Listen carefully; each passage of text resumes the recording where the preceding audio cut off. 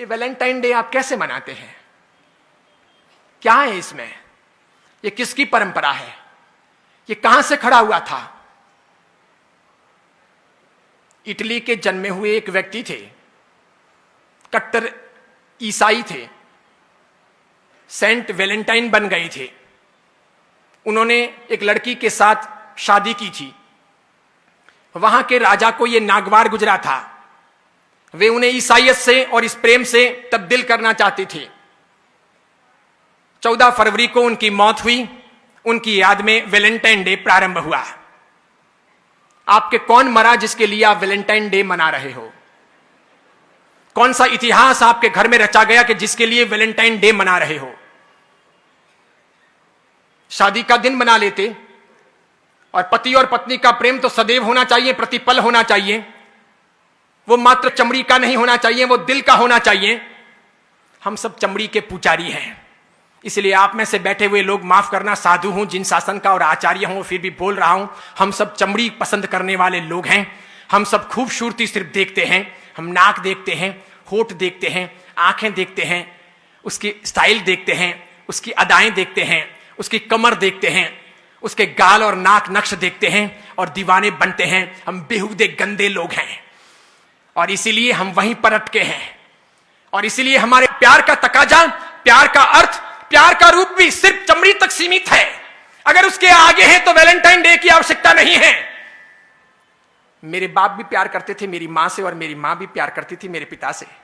आपके पिता ने भी प्यार किया होगा आपकी मां से और आपकी मां ने भी प्यार किया होगा पिता से। जरूर उनके वहां पर उस समय उस रूम को सजाने के लिए गुलाब के फूल नहीं रहे होंगे, कोई रूम स्प्रे या बॉडी स्प्रे नहीं रहा होगा, वो टब नहीं रहे होंगे कि साथ में बात कर सकें। इसके सिवाय अन्य अन्य प्रकार के संसाधन नहीं रहे होंगे, वो स्नो, शैम्पू, वो खूबसूरती के अन्य अंदाज नहीं रहे होंगे। तर भी जीवन की पवित्रता रही होगी, समर्पण का भाव रहा होगा, वो अर्धांगिनी का रूप रहा होगा, वो गहरी आत्मीयता रही होगी, वो दिल रहा होगा, वो प्यार रहा होगा, वो घनिष्ठता रही होगी। मेरे ख्याल से हम में से अधिकांश के मां बाप ने अभी तक, मां ने बाप को नहीं छोड़ा और बाप ने मां को नहीं छोड़ा। न तल्लाक दिया, न ऐतराज किया। न हमारी मां अपने बाप को छोड़कर पियर गई और न मेरे पिता ने कभी अपनी मां को घर जाने के लिए कहा। भले ही मेरे पिता जाड़े रहे होंगे या आपके किसी के पिता मोटे रहे होंगे, मां दुबली पतली रही होगी, तब भी ये जोड़ा कामयाब रहा होगा। भले पिता काले रहे होंगे, मां गोरी चिट्टी रही होगी, तब भी वो जोड़ा कामयाब रहा। भले मां लंबी रही होगी, पिता बिल्कुल ठिंगू रहे होंगे, ठिंगने रहे होंगे, तब भी वो जोड़ा कामयाब रहा। भले पिता अक्कल वाले रहे होंगे, मां अनपढ़ रही होगी, तब भी वो जोड़ा कामयाब रहा। आज तो हम इंच इंच देखते हैं, सेंटीमीटर सेंटीमीटर देखते हैं।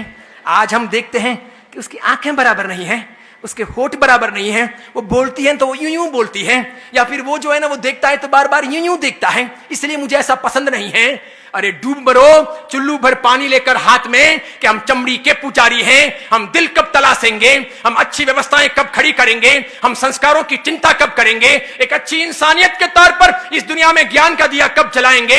अरे सब साधु तो बन नहीं सकते ये मैं मानता हूं, सब साधवियां हो नहीं सकती ये मैं मानता हूं। शादी करना आवश्यकता है जिंदगी की। हर कोई त्यागी बनकर के इस मार्ग पर आएगा नहीं। अधिकांश लोग गृहस्थ जीवन ही पालेंगे तो पाणी ग्रहण होगा, विवाह होगा। और विवाह के बाद कौन क्या करता है ये मुझे कुछ कहने की और पढ़ाने की आवश्यकता नहीं है। इसलिए गृहस्थ धर्म है, गृहस्थ जीवन है, गृहस्थ एक आधार है। इसे महावीर ने अलग से एक परंपरा कहा है, एक धर्म की व्यवस्थाएं दी है। लेकिन महावीर चमड़ी के आधार पर बातें करने वाले या चमड़ी को प्रमुखता देने वाले इंसान नहीं। उन्होंने उससे ऊपर हट करके न्याय, नीति, प्रामाणिकता, पवित्रता, प्रेम, भाईचारा, लगाव, मैत्री, आत्मीयता, सबकी बातें की।